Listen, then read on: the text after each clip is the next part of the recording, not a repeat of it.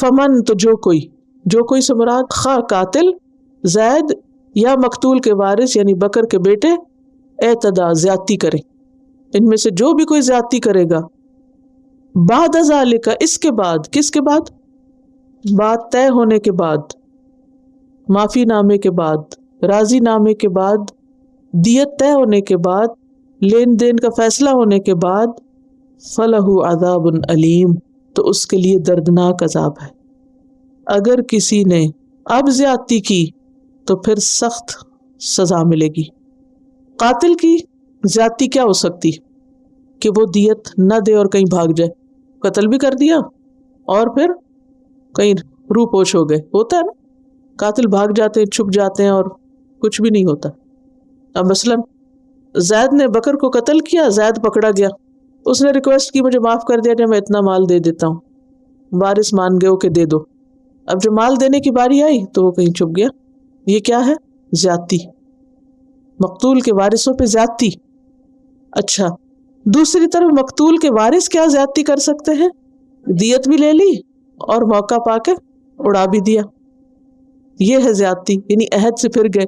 تو پچھلی آیت میں پہلے بتا دیا گیا نا کہ نیکی کیا ہے، والموفون بعہدہم، یہ بھی عہد تھا، اس عہد کو توڑا تو بھی مشکل۔ تو بات یہ ہے کہ اللہ سبحانہ وتعالیٰ نے ایک بہترین اصول دیا ہے، ایک خوبصورت حل بتا دیا ہے بہت سی مشکلات کا جو ایسے کیسز کے بعد پیدا ہوتی ہیں۔ اور یہ جو بات کی گئی ہے نا کہ وَمَنْ عُفِيَ لَهُ مِنْ أَخِيهِ شَيْءٌ، کہ بھلے قتل بھی ہو جائے لیکن اخوت کا رشتہ نہیں جاتا۔ إِنَّمَا الْمُؤْمِنُونَ إِخْوَةٌ، لڑائی ہو سکتی ہے، ایک دوسرے سے زیادتی ہو سکتی، حتیٰ کہ قتل بھی ہو سکتا ہے ایک شخص کا دوسرے کے ہاتھ، لیکن اخوت کا رشتہ نہیں ٹوٹتا۔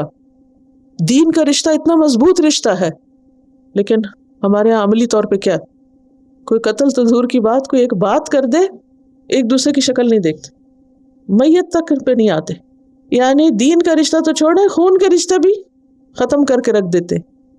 یہ کیسی دینداری ہے؟ دین کیا سکھاتا ہے؟ صبر و تحمل، معاف کر دینا، درگزر کرنا، دوسرے کی زیادتی کے باوجود اس کے ساتھ اچھا سلوک کرنا، تب وقت گزرتا ہے، تب زندگی آسان ہوتی ہے کہ ہم دنیا میں نو پرابلم انسان بن کے رہیں۔ اور کچھ لوگوں کی عادت ہوتی ہے کہ آؤٹ آف نتھنگ کچھ نہ کچھ پرابلم نکال لیتے ہیں، ہر چیز میں سے کیڑے نکالتے رہتے، ہر جگہ انہیں کوئی نہ کوئی نقص مل جاتا ہے، اپنی بھی دوسروں کی زندگی حرام کیے رکھتے ہیں۔ تو اس چیز سے بچنا بے حد ضروری ہے، اور دینداری کا تقاضا ہے کہ انسان ان چیزوں کے اوپر پابندی کرے۔ أيها الذين آمنوا كتب عليكم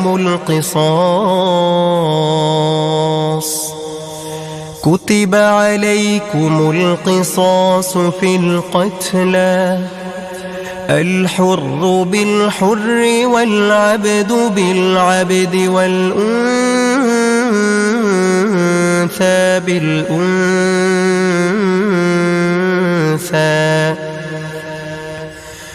فمن عفي له من أخيه شيء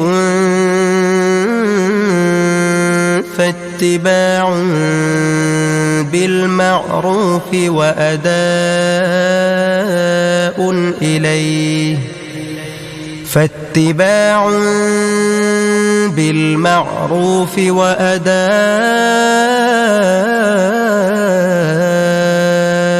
إليه بإحسان،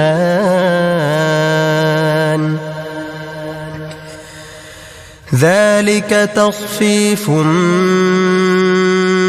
من ربكم ورحمة، فمن اعتدى بعد ذلك فله عذاب أليم۔